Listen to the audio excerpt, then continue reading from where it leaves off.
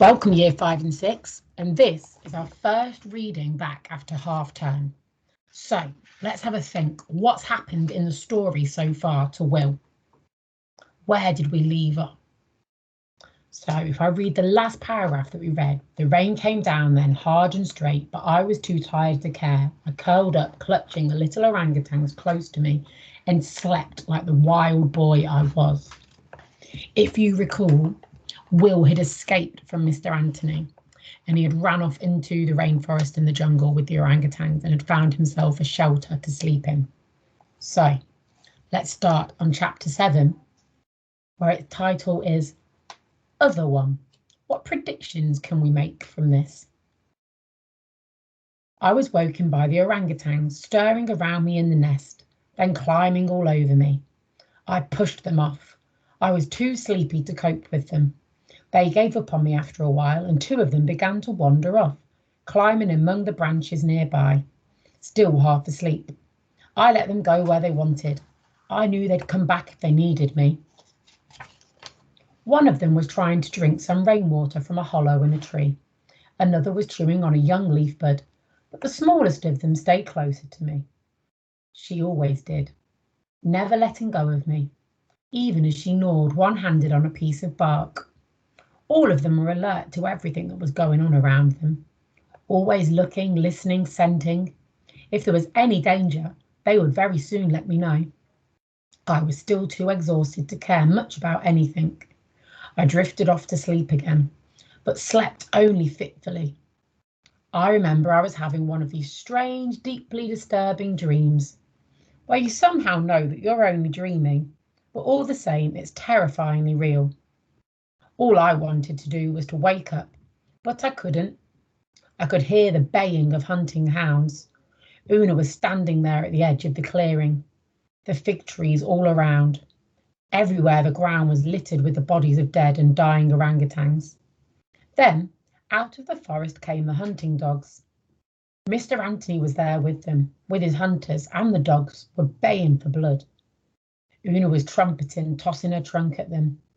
As the dogs leapt at her, all the trumpeting and haying sound loud in my head, so loud that it woke me at last. I sat up, suddenly aware that the little orangutans were clambering all over me, clinging to me for protection, that the jungle was alive with alarm calls. I realised then that the baying had not been in my dream, but it was real enough. It was coming from somewhere below me in the forest, not that far away, and closer all the time. I could hear men's voices now. I saw then hunters with dogs yelping and straining on their lashes, some with machetes, some with rifles. They were coming our way. I counted 2 dogs and half a dozen men with rifles, one with a red bandana, but none of them looked like Mr. Anthony. They were right underneath us now. There was nothing else to do but to lie low in the sleeping nest, hold on tight to the orangutans, and hope and pray they wouldn't move or whimper, that the hunters wouldn't look up and see us. I buried my face in their hair, willing them to be still, not to make a sound.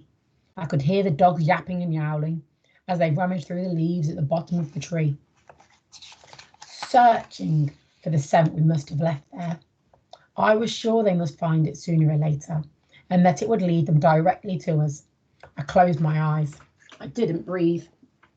For several hot stopping moments, I lay there listening to them snuffling about, pinning all my hopes now on the rain that had fallen the night before, that it might have washed away the scent of us. Then I heard them moving away. I could breathe again.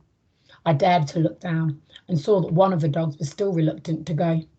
He was agitated, excited.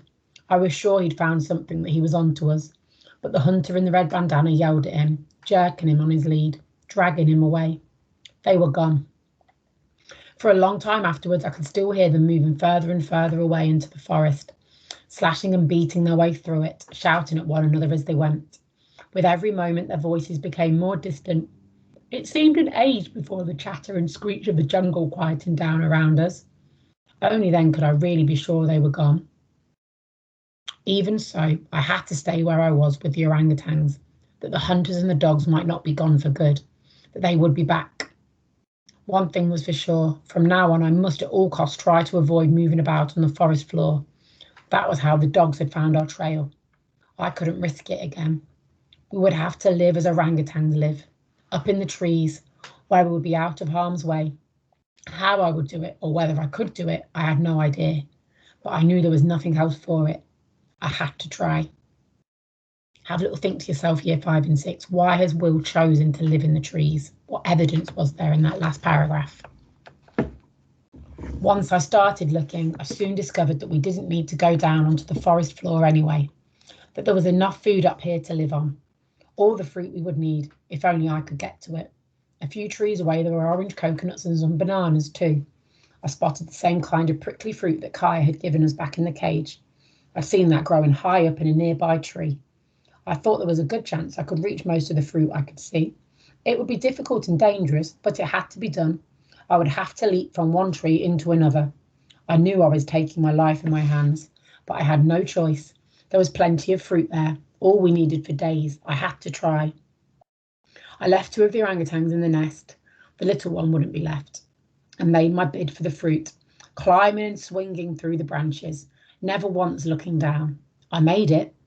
I made it there, back again and again.